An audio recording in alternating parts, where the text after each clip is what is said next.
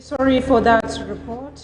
And Doctor, what's your advice for the general public on this issue of malaria and the hygienic environment?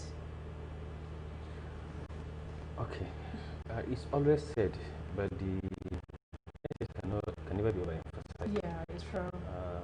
Prevention is always better than cure. Absolutely, yes. Going to the hospital, paying all the bills, it's not easy, especially in this economic situation that we find ourselves. Seriously. As such, why not apply these preventive measures? Okay. Why not use them? Why not to prevent malaria from even happening? And how can we prevent that from happening? Yes. You mentioned this issue of stagnant water. Yes. And the other. How can we do that? In most cases, our environment, we are always waiting for the government to come and do things for us. Yes. Why not, if everyone builds a house, yes, create a very good drainage system and cover it? Okay. I think this is doable. This is my house. Yes. If I have the money Yes. of erecting the structure, then why can't I build a very good drainage system? Yes. If I can do that, yes, my neighbor can do that. Absolutely. And everyone in the area can do that. Yes. I don't think we have problem. Okay. So we can cover all the stagnant waters in our area. If we have anywhere that water is being collected, then we can do that ourselves. We can close it up. Because at the end of the day, if we are waiting for government to come and do it for us, the government will not actually come. Probably the government may be busy doing other things. So if we do this, and of course we are doing it. If this, I think, is little we can do. And if we do it right, I don't think malaria will be as rampant as it is. Then the government can now come and do it on. Another thing we can do, we can do a massive disinfection. That is our area. We can, of course, people in their local community can have a local arrangement where they can be inviting someone to come and be spraying insecticide in the area, in the whole of the area. And I don't think it's that expensive. If you are living if you are living in an area that has, like, let's say 100 houses, so if each house can contribute 100 naira, that's 100 times 100. That's quite money. Absolutely. That money can go a long way in doing that. Thing. So I don't think. Yes, as you brought this issue, I remember the last year that I saw people, government is doing that. For now, seriously, I have never seen anything like that again. I believe that government is doing a lot, and this issue of corona that we are into still has crashed all the economy aspects. And I believe, as you advise, if we can be able to contribute, it's our environment we can live. What about the dumping site? Because that's seriously another problem. That's another issue, actually, especially in Kano. And during this rainy season. Yes. It's a terrible issue. You see people collecting refugees and dump them on even major roads. Major roads, That's bad. This is our environment. Of course, if we let it spoil, then we are the ones that are going to suffer. They are going to suffer for it. So if that is the case, why can't we organize in our area? Okay, let's have a particular area where we can be gathering, where we can be make sure that this is where to dispose our refugees. Then we can inform the government. We can inform the Rahma At. Rahma At is the one actually that goes around collect all these refugees. So if you have a particular area where, of course, it will not affect anyone, and I think we can do that. If you have such, then we can always call the Rahma At that, okay, this is where we are, of course, collecting our refugees. We can come and take it off. But then you see it almost everywhere. We are like living, so to say, recklessly. Of course, if we are living recklessly, we are bound to have many problems. And sometimes some other communities, I had them in different kind of radio programs complaining that whenever, even if they called Rahma At, they will say, okay, we are coming, and they still, they don't go and pack those refugees. Is it possible for them to, kind of do it themselves? Well, I might not be in a position to answer for Rahma, yeah. but I believe with good representation, yes, even if Rahma doesn't do it, we can actually organize as community, okay, and have our refugees taken off from our environment. Okay, we have a call. Hello, good afternoon. Hello. Afternoon. Who is on the line, please? My name is Darubari from Zaria, Kaduna State. Okay, how are you? That's very good. Do you have any question? The topic we're discussing is malaria and its prevention. Do you have any question to ask the doctor, or do you have any contribution that you can add?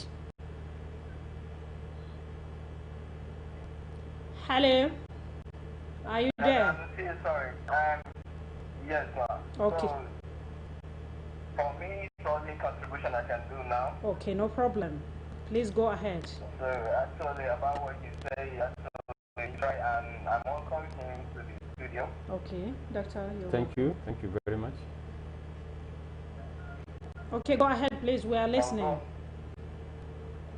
right. Although I really at the middle of the program, I'm not starting from the beginning of the program. Okay.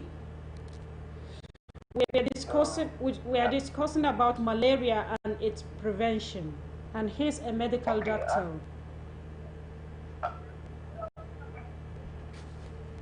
Actually, as you say, malaria, the program is all about malaria and prevention, actually. It's very important. So, what I can say about this is, actually, government needs to improve the system for prevention of this malaria. Yes. We are facing mostly in Africa, continent. Okay. Compared to the other continents like Europe and all this, I had one of my friends that is telling me said that if you have any bite of malaria, mosquito there when you went to America or other country like that. Yes. So, there it wasn't a place for malaria and all these things. We here in Africa, we know this, and it is our problem now we are facing with the consequences of our environment, pollution of our environment and all this. Actually, we need to work hard to prevent all these problems. Okay. In our society. Okay. To have good health and all that. Okay, thank you very much, and God bless you. We appreciate that. Well, okay, thank you. Doctor, this text says her son is having malaria and she took him to the hospital and still he is not recovering. So is there any thing that she needs to do? Will she take the son back to the hospital, or will she continue giving the prescribed drugs? Okay. Yeah. That's another area that I have not actually touched. Yes. That is the third category of malaria that we call poorly treated malaria. Okay. And now that we have many doctors in court, they are there. Yes. So you can, well, first, when somebody's child is sick or when the person is sick, you can always visit people probably that are not even doctors. If you go there, they may actually treat the malaria halfway, or perhaps not even treat the malaria. So how? Yes, not treat the malaria in such a way that the person does not choose the appropriate medication for the individual. Okay. So that's of course not treating malaria at all. Okay. So probably the child is not suffering from malaria. Okay. Probably the child was not even diagnosed. Probably the child was taken to somewhere and they said he had malaria. Maybe there was not even a test done. Okay. So, or perhaps not appropriate medication was not given. Or appropriate medication, or there was right diagnosis, the appropriate medication was given, and perhaps the patient is not regular on the medication. Yes. Malaria's medication is usually artemisinin-based therapy, and this artemisinin-based therapy is usually given for uncomplicated malaria and should be taken for at least 3 days. And when someone takes, usually the duration of this drug is usually 8 hours interval, not 2 times in a day that we do. Somebody will just give you drugs and ask you that, okay, two times. Seriously, they will even brought it on. Yeah, yes. So such person will take his own discretion and say that, okay, I'll take this maybe 10 a.m. I'll take another 10. Yes. Anyhow. Yes. So it must be emphasized that this drug is actually taken 8 hourly. 8 hours in between, from one dose to another. It's actually 8 hours. But because it are people that cannot comply, maybe the best thing for you to tell them is actually take this thing 2 times in a day. So she has to take the child back to the hospital. I've been treating this child. I brought him. He was given malaria treatment, and he's not doing well. So other tests will be done to make sure that are we actually dealing with malaria. If it's malaria, likely it is poorly treated, then the appropriate treatment can now be instituted. This text says, hello doctor, good afternoon, and I am experiencing serious headache and I'm pregnant. Is this called malaria? Well, you can't say that because... Not really, actually. Just headache while pregnant can indicate a lot of things. Absolutely. First of all, we would like to know the trimester at which she is in. Is it first trimester, trimester? We need to know a lot of other things.